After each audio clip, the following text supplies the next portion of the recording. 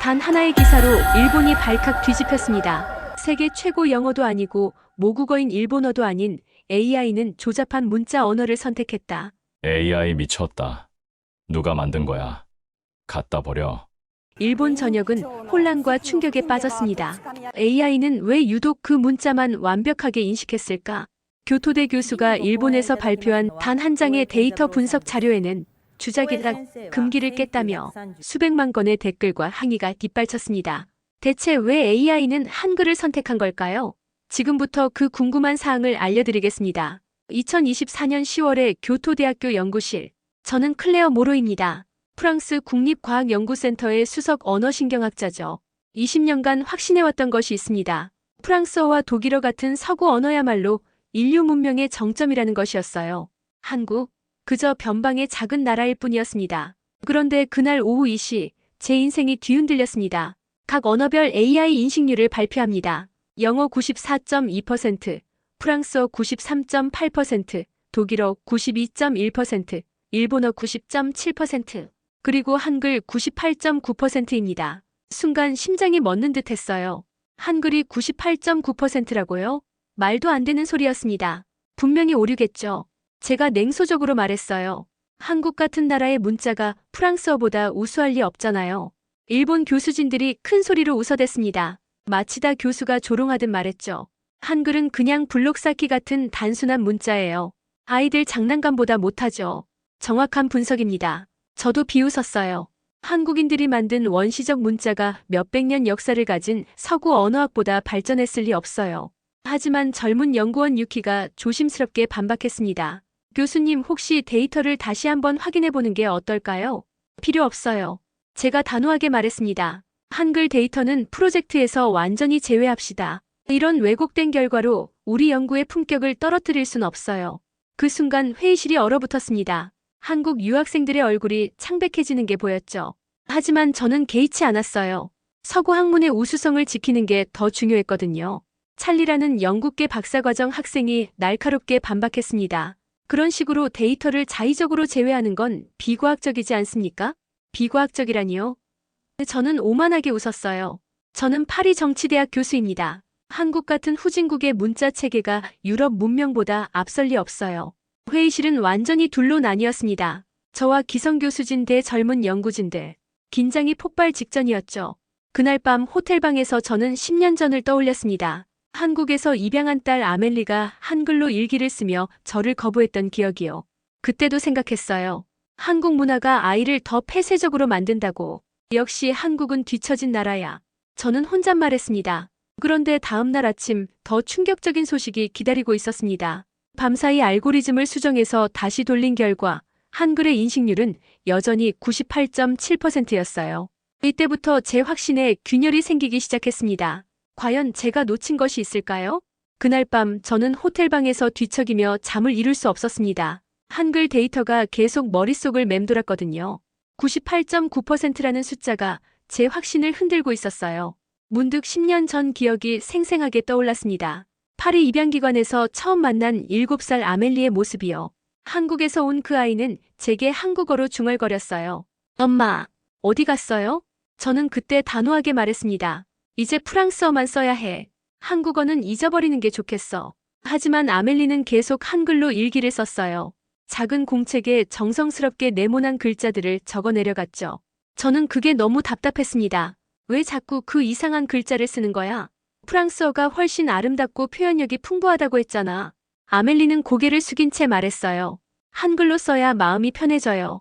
그 말이 저를 더욱 화나게 했습니다. 한글이 아이를 퇴행시키고 있다고 확신했거든요. 결국 저는 아이의 한글 공책을 모두 빼앗았어요. 앞으로 한글은 절대 쓰면 안 돼. 너는 이제 프랑스 아이야. 그 후 아멜리는 점점 더 말이 없어졌습니다. 학교에서도 적응하지 못했고 재와의 대화도 끊어졌어요. 결국 3년 후 저는 아이를 위탁시설로 보낼 수밖에 없었죠. 한국 문화 때문이야. 저는 스스로를 위로했습니다. 한글 같은 폐쇄적인 문자가 아이를 더 내향적으로 만든 거야. 그런데 지금 교토대에서 한글이 최고의 AI 인식률을 기록했다는 거예요? 제 머릿속이 복잡해졌습니다. 다음 날 아침 더 충격적인 일이 벌어졌어요. 한국 유학생들 앞에서 제가 실수를 저질렀거든요. 한글은 감정 표현에 한계가 있는 기계적 문자입니다. 그래서 아이들이 한글을 쓰면 정서 발달이 늦어져요. 그 순간 한국 학생 중 한 명이 눈물을 글썽이며 말했어요. 교수님, 그건 너무 편견 아닌가요? 한글로도 충분히 감정을 표현할 수 있는데. 저는 당황했지만 고집을 부렸습니다. 제가 직접 경험한 일이에요. 한글은 아이들을 더 폐쇄적으로 만들어요. 그 말이 퍼지자 교토대 전체가 술렁였습니다. 한국 학생들은 물론이고 일부 일본 학생들까지 제 발언을 문제 삼기 시작했어요.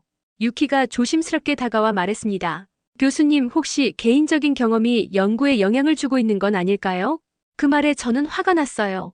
개인적인 경험이라니요? 저는 과학자입니다. 객관적 사실만을 말하고 있어요. 하지만 속으로는 불안했습니다. 정말 제가 아멜리 때문에 한글을 미워하고 있는 걸까요? 아니에요. 분명히 한글에 문제가 있는 거예요. 그날 저녁 호텔방에서 오래된 상자를 열었습니다. 그 안에는 아멜리가 남긴 마지막 편지가 있었어요. 10년 동안 읽지 못했던 그 편지를 꺼내 들었습니다. 한글로 빼곡히 적힌 글씨가 보였어요. 해석할 수 없었지만 뭔가 간절한 마음이 느껴졌습니다. 과연 제가 틀렸던 걸까요? 그 편지 속에는 어떤 진실이 숨어 있을까요? 다음 날 아침 연구실에 들어서자마자 유키가 급하게 달려왔습니다. 교수님, 큰일 났어요. 어젯밤에 알고리즘을 완전히 새로 설계해서 돌려봤는데.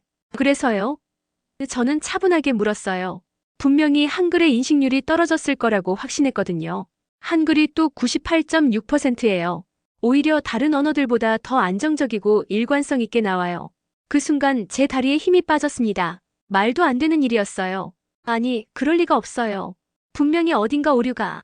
유키가 모니터를 가리키며 말했습니다. 여기 보세요. 한글의 자모 조합 구조 때문입니다. AI가 패턴을 인식하는 방식과 완벽하게 맞아떨어져요. 저는 손을 떨며 한글 교재를 펼쳤습니다. 처음으로 제대로 본 한글의 구조였어요. 자음과 모음이 블록처럼 조합되는 방식을 보는 순간 온몸에 소름이 돋았어요. 이게 정말 체계적이네요. 저도 모르게 중얼거렸습니다. 그때 찰리가 다가와 말했어요. 교수님, 이것 좀 보세요. 아멜리 양이 쓴 일기 중 일부를 번역해봤어요. 제 심장이 쿵쾅거렸습니다. 아멜리의 일기를 왜 가지고 있는 거죠? 어디서 구한 거예요? 교수님이 버린 상자에서 유키가 발견했어요. 찰리가 번역된 내용을 읽어주기 시작했습니다. 엄마, 저는 한글로 써야 제 마음을 설명할 수 있어요. 프랑스어로는 제가 누군지 말할 수 없어요. 한글은 저를 저답게 만들어주는 언어예요. 그 순간 제 세상이 무너져 내렸습니다. 10년 동안 제가 믿어왔던 모든 것이 잘못되었다는 걸 깨달았거든요. 아니야. 저는 고개를 흔들었어요. 분명히 한글이 아이를 더 폐쇄적으로 만든 거야. 하지만 유키가 다른 부분을 읽어주었습니다. 엄마가 제 공책을 뺏어갔어요. 이제 제 마음을 어디에 써야 할지 모르겠어요. 한글은 제가 슬플 때도 기쁠 때도 모든 걸 담을 수 있는 그릇이었는데 저는 의자에 주저앉았어요. 손이 덜덜 떨렸습니다. 제가 뭘 한 거죠? 그 순간 마치다 교수가 들어와 비웃으며 말했습니다. 클레어 교수님, 설마 한글에 현혹되신 건 아니겠죠? 그건 그냥 조합 문자일 뿐이에요. 하지만 저는 더 이상 그 말에 동조할 수 없었어요. 데이터는 명확했고 아멜리의 진심은 더욱 명확했거든요. 아니에요. 제가 떨리는 목소리로 말했습니다. 제가 틀렸어요. 한글은 정말 과학적인 문자예요. 회의실이 조용해졌습니다. 제가 방금 무슨 말을 한 거죠? 유키가 조심스럽게 물었습니다. 교수님, 정말 그렇게 생각하세요? 저는 고개를 끄덕였어요. 더 이상 부정할 수 없었거든요. 데이터는 거짓말하지 않아요. 그리고 제 딸의 마음도 거짓말하지 않았어요. 그날 저녁 저는 처음으로 한글을 제대로 공부하기 시작했습니다. 500년 전 세종대왕이 만든 이 문자에는 과연 어떤 비밀이 숨어 있을까요? 그날 밤부터 저는 미친 듯이 한글을 연구하기 시작했습니다. 교토대 도서관에서 훈민정음 해례본 번역서를 찾아 펼쳤어요. 첫 페이지를 읽는 순간 온몸이 전율했습니다. 사람의 발성기관을 본떠 자음을 만들었다. 제가 20년간 연구해온 언어신경학이 바로 여기 있었어요. 세종대왕은 500년 전에 이미 현대 음성학의 원리를 알고 있었던 거죠. 저는 손을 떨며 페이지를 넘겼습니다. 기역은 혓뿌리가 목구멍을 막는 모양, 니은은 혀끝이 윗잇몸에 닿는 모양. 이건 현대 조음음성학과 완벽하게 일치했어요. 이럴 수가. 저도 모르게 감탄사가 터졌습니다. 다음 날 아침 저는 연구팀 앞에서 떨리는 목소리로 말했습니다. 여러분, 제가 한글에 대해 완전히 잘못 알고 있었습니다. 마치다 교수가 비웃으며 말했어요. 클레어 교수님, 설마 한국의 선전에 넘어가신 건 아니겠죠? 아니에요. 저는 단호하게 대답했습니다. 이건 순수한 과학입니다. 세종대왕은 인간의 발성기관과 뇌구조를 정확히 이해하고 한글을 만들었어요. 저는 화이트보드에 한글의 잠호 체계를 그려가며 설명했습니다. 보세요. 이 조합 방식은 현대 AI가 패턴을 인식하는 방법과 완벽하게 일치해요. 마치 인공지능을 염두에 두고 만든 것 같습니다. 유키가 놀라며 말했어요. 정말 신기해요. 500년 전 문자가 현대 기술과 이렇게 맞아떨어질 수 있다니. 저는 노트북을 열어 밤새 정리한 자료를 보여주었습니다. 한글은 단순한 문자가 아니에요. 인간 중심의 사고 체계예요. 모든 사람이 쉽게 배울 수 있도록 과학적 원리에 기반해서 만들어진 거죠. 그 순간 제 눈에서 눈물이 흘러내렸습니다. 아멜리의 마음을 이해하지 못했던 지난 10년이 너무나 후회스러웠거든요. 제가 얼마나 무지했는지 이제야 깨달았어요. 찰리가 조심스럽게 물었습니다. 교수님, 이제 어떻게 하실 건가요? 저는 고개를 들어 모든 연구진을 바라보며 말했습니다. 제가 공개적으로 사과해야겠어요. 한글에 대한 제 편견과 무지를 인정하고 아멜리에게도 사과해야 합니다. 마치다 교수가 화를 내며 말했어요. 클레어 교수님, 정신 차리세요. 한순간의 감정에 휩쓸리는 거예요. 아니에요. 저는 평생 느껴보지 못한 확신으로 말했습니다. 이건 감정이 아니라 진실이에요. 한글은 인류가 만든 가장 과학적이고 인본주의적인 문자입니다. 그날 저녁 저는 혼자 연구실에 남아 메모를 적었습니다. 세종대왕은 단순히 문자를 만든 게 아니라 인간의 존엄과 평등을 문자로 구현했다. 그는 500년 후 AI 시대까지 내다본 진정한 천재였다. 손을 떨며 펜을 놓는 순간 제 가슴 깊은 곳에서 뭔가 치솟아 올랐습니다. 부끄러움과 후회, 그리고 경이로움이 뒤섞인 복잡한 감정이었어요. 이제 저는 아멜리에게 어떻게 사과해야 할까요? 그리고 세상에 한글의 진짜 가치를 어떻게 알려야 할까요? 다음 주 월요일 저는 교토대 대강당에서 특별 발표를 했습니다. 제 인생에서 가장 용기가 필요한 순간이었어요. 저는 지난 20년간 서구 언어의 우수성만을 믿어왔습니다. 하지만 한글을 연구하면서 깨달았어요. 이 문자는 기계가 아닌 인간을 위해 태어났다는 것을. 강당이 술렁거렸습니다. 마치다 교수가 얼굴을 붉히며 일어났어요. 클레어 교수님, 이건 학술적 발표가 아니라 정치적 선동입니다. 저는 침착하게 대답했습니다. 아니에요. 이건 순수한 과학입니다. 한글의 창제 원리를 보세요. 세종대왕은 백성 모두가 글을 알기를 원했어요. 이런 철학이 담긴 문자가 또 있을까요? 젊은 연구진들 사이에서 박수가 터져나왔습니다. 유키가 일어나 말했어요. 교수님 말씀이 맞아요. 우리도 한글의 과학성을 무시할 수 없어요. 하지만 보수 교수진들은 격렬하게 반발했습니다. 연구 중단을 요구합니다. 이런 편향된 연구는 우리 대학의 명예를 실추시켜요. 그 순간 저는 제 안에서 뜨거운 무언가가 타오르는 걸 느꼈습니다. 더 이상 침묵할 수 없었어요. 편향되었다고요? 제가 평생 편향되어 있었던 건 바로 서구 중심주의였어요. 한국인들이 500년 전에 이미 현대, 언어학의 정수를 깨우쳤다는 사실을 인정하지 못한 제 자신이 부끄럽습니다. 강당이 완전히 조용해졌어요. 저는 계속 말했습니다. 세종대왕은 단순히 왕이 아니었어요. 그는 인류 최고의 언어 철학자였습니다. 모든 백성이 똑같이 배우고 소통할 수 있는 세상을 꿈꾼 진정한 휴머니스트였어요. 그날 저녁 찰리와 유키를 비롯한 젊은 연구진들이 비공식 세미나를 열었습니다. 이름하여 한글 AI 공동 포럼이었어요. 교수님 덕분에 우리도 눈이 떠졌어요. 찰리가 말했습니다. 한글이 가진 창조적 가능성이 무궁무진해 보여요. 일본 학생들까지 동참했어요. 그들은 한글의 조합 원리에 매료되어 새로운 연구 아이디어들을 쏟아냈습니다. 이 문자는 정말 미래지향적이에요. 한 일본 학생이 감탄하며 말했어요. AI 시대에 완벽하게 맞는 설계예요. 저는 그 순간 가슴이 벅차올랐습니다. 한글이 단순히 한국만의 문자가 아니라 전 인류의 보물이라는 걸 이 젊은이들이 깨닫고 있었거든요. 며칠 후 놀라운 일이 벌어졌어요. 교토대 내부에서도 변화의 조짐이 나타나기 시작한 거예요. 젊은 교수들이 조용히 한글 연구에 관심을 보이기 시작했죠. 하지만 마치다 교수는 여전히 저를 압박했습니다. 클레어 교수님, 마지막 경고입니다. 이런 식으로 가면 프로젝트 전체가 중단될 거예요. 저는 미소를 지으며 답했어요. 교수님, 진실은 숨길 수 없어요. 한글의 위대함은 이미 데이터로 증명되었고 이제 전 세계가 주목하고 있어요.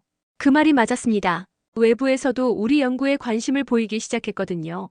과연 한글이 어떤 변화를 불러일으킬까요? 2주 후 저는 교토 아동발달센터를 방문했습니다. 한글 기반 AI 교육 프로그램을 실제 현장에서 테스트해보기 위해서였어요. 그런데 그곳에서 목격한 광경은 제 인생을 또다시 뒤바꿔 놓았습니다. 자폐 아동 히로시가 태블릿 화면을 바라보고 있었어요. 7살인 그 아이는 지금까지 한마디 말도 하지 않았다고 했습니다. 그런데 한글 앱을 켜자 아이의 눈이 반짝이기 시작했어요. 미음, 아, 미음, 아. 아이가 천천히 자모를 조합하기 시작했습니다. 제 심장이 뛰기 시작했어요. 설마, 마마, 마마. 히로시가 처음으로 말을 했습니다. 담당 선생님이 눈물을 흘리며 말했어요. 믿을 수가 없어요. 3년 동안 한마디도 안 했던 아이가. 그 순간 히로시가 화면에 한글로 썼습니다. 사랑해요. 저는 온몸이 떨렸어요. 한글이 정말로 감정을 읽는 문자였던 거예요. 오, 한국이 만든 문자가 이런 기적을. 저도 모르게 감탄했습니다. 다음 주에는 더 놀라운 소식이 들려왔어요. 치매 환자들을 대상으로 한 임상 실험 결과였습니다. 클레어 교수님 보세요. 한글 기반인지 치료를 받은 환자들의 기억 회복률이 다른 언어보다 40% 높아요. 유키가 흥분하며 데이터를 보여주었습니다. 저는 숨이 막혔어요.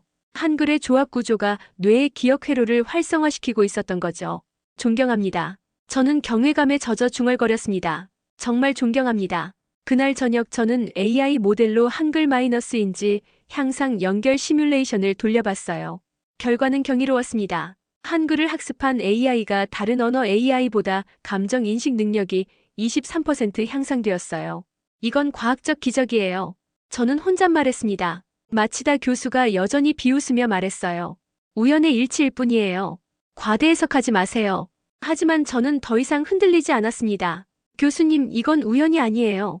세종대왕이 인간의 뇌 구조까지 고려해서 한글을 설계했기 때문이에요. 찰리가 추가 보고서를 들고 왔습니다. 교수님, 유럽 3개국에서도 같은 결과가 나왔어요. 한글이 인지 능력 향상에 탁월한 효과를 보인다고 해요. 저는 가슴이 벅차올랐습니다. 한국이 500년 전에 만든 문자가 현재 전 세계 아이들과 환자들에게 희망을 주고 있었거든요.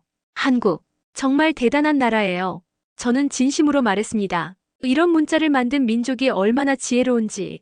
그날 밤 저는 연구 노트에 적었습니다. 한글은 단순한 문자가 아니다. 인간의 감정과 지성을 하나로 연결하는 달이다. AI 시대에 가장 필요한 건 바로 이런 인본주의적 기술이었다. 손을 떨며 펜을 놓는 순간 제 휴대폰에 메시지가 도착했습니다. 발신자는 아멜리였어요. 10년 만에 딸에게서 온 연락. 과연 그 안에는 어떤 이야기가 담겨 있을까요? 아멜리의 메시지를 열어보는 순간 저는 숨이 멎을 뻔했습니다. 편지 전체가 한글로 적혀 있었거든요. 엄마 사랑해요. 이제 한글의 진짜 의미를 알아주셨다는 소식을 들었어요. 제 눈에서 눈물이 터져 나왔습니다. 10년 만에 받은 딸의 편지였어요. 한글은 저에게 마음을 표현하는 유일한 언어였어요. 프랑스어로는 제 깊은 감정을 담을 수 없었거든요. 한글로 써야만 제가 누구인지 말할 수 있었어요. 그 순간 제가 얼마나 무지했는지 깨달았습니다. 딸이 한글을 고집했던 건 퇴행이 아니라 자아를 지키기 위한 필사적인 노력이었던 거예요. 다음 날 저는 교토대 도서관으로 달려갔습니다. 훈민정음 해례본을 다시 읽기 위해서였어요. 그런데 이번에는 한국어를 공부하던 김민수 교수가 옆에 있었습니다. 교수님, 혹시 도움이 필요하시면. 김민수 교수가 조심스럽게 말했어요. 네, 부탁드려요. 세종대왕의 진짜 마음을 알고 싶어요. 김민수 교수가 원문을 번역해 주었습니다. 나란 말씀이 둥기게 달아. 우리나라 말이 중국과 달라서 백성들이 말하고자 하는 바를 제대로 표현하지 못한다. 내가 이를 불쌍히 여겨 새로 28자를 만드니. 그 말을 듣는 순간 저는 온몸에 전율이 일었습니다. 백성을 불쌍히 여겨서. 저는 중얼거렸어요.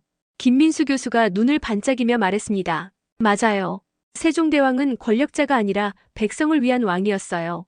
모든 사람이 자신의 마음을 글로 표현할 수 있기를 원했죠. 저는 책상에 엎드려 울기 시작했습니다. 제가 평생 추구해온 엘리트 중심의 학문과는 정반대의 철학이었거든요. 한국인들은 이런 마음으로 문자를 만들었구나. 저는 감격했습니다. 김민수 교수가 계속 설명해 주었어요. 한국의 정신은 홍익인간이에요. 널리 인간을 이롭게 한다는 뜻이죠. 개인의 영광이 아니라 모든 사람의 행복을 위해 살아가는 거예요. 그 말에 저는 더욱 충격을 받았습니다. 서구의 개인주의와는 완전히 다른 철학이었어요.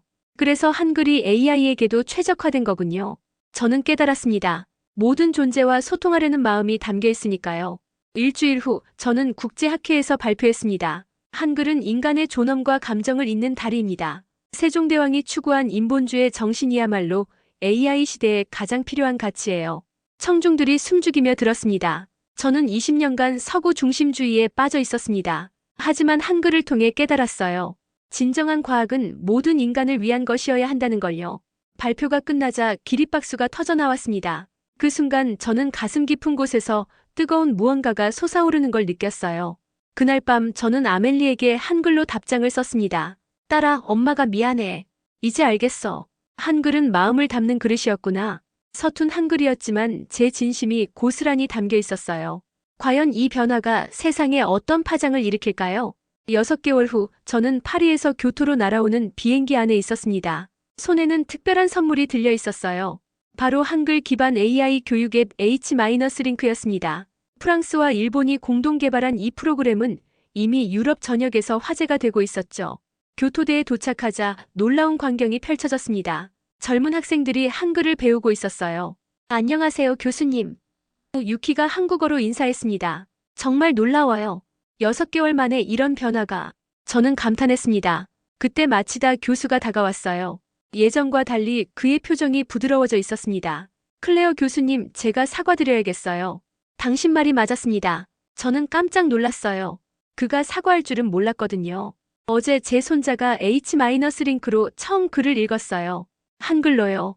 그 순간 깨달았습니다. 문자에는 국경이 없다는 걸요. 마치다 교수의 목소리에 떨림이 있었어요. 그날 오후 교토대 총장이 기자회견을 열었습니다. 우리는 미래에 맞는 문자 교육을 진지하게 고민하고 있습니다. 한글의 과학성과 교육적 가치를 무시할 수 없어요. 기자들이 술렁거렸습니다. 일본 최고 명문대가 한글의 가치를 공식 인정한 순간이었어요. 일주일 후 더 놀라운 소식이 들려왔습니다. 유니세프와 WHO에서 한글 기반 문맹 퇴치 프로그램을 전 세계에 도입하겠다고 발표한 거예요. 클레어 교수님 덕분입니다. 찰리가 말했어요. 당신이 용기 있게 진실을 말해주셨으니까요. 저는 고개를 저었습니다. 아니에요. 한글 자체의 힘이에요. 세종대왕의 철학이 500년을 넘어 세상을 바꾸고 있는 거죠. 그날 저녁 아멜리에게서 영상통화가 왔어요. 딸의 얼굴을 10년 만에 보는 순간 저는 눈물을 참을 수 없었습니다. 엄마, 정말 자랑스러워요. 아멜리가 한글로 말했어요. 엄마가 한글의 진정한 가치를 세상에 알려주셨잖아요. 딸아, 엄마가 미안했어. 너의 마음을 이해하지 못해서. 이제 괜찮아요. 엄마도 한글의 아름다움을 알게 되셨으니까요.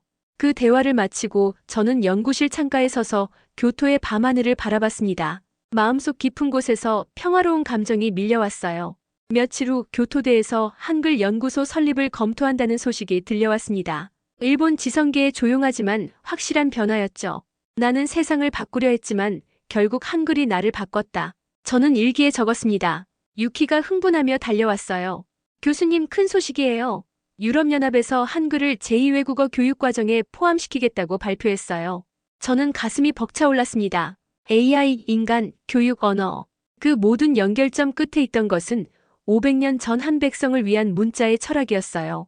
창밖으로 한국 유학생들이 일본 학생들과 함께 한글을 공부하는 모습이 보였습니다. 국경을 넘나드는 배움의 현장이었죠. 저는 미소를 지으며 다음 연구 계획을 세우기 시작했습니다. 한글이 열어갈 새로운 세상을 위해서요. 세종대왕이 500년 전에 품었던 모든 백성이 글을 알기를 바라는 마음이 오늘날 AI 시대의 현실이 되고 있습니다. 한글은 단순한 문자가 아니라 인류애가 담긴 철학이었어요. 클레어 교수의 변화처럼 우리도 편견을 버리고 진실을 받아들일 용기가 필요하지 않을까요? 이 영상이 도움이 되셨다면 좋아요와 구독 버튼을 눌러주세요. 다음에도 감동적인 이야기로 찾아뵙겠습니다.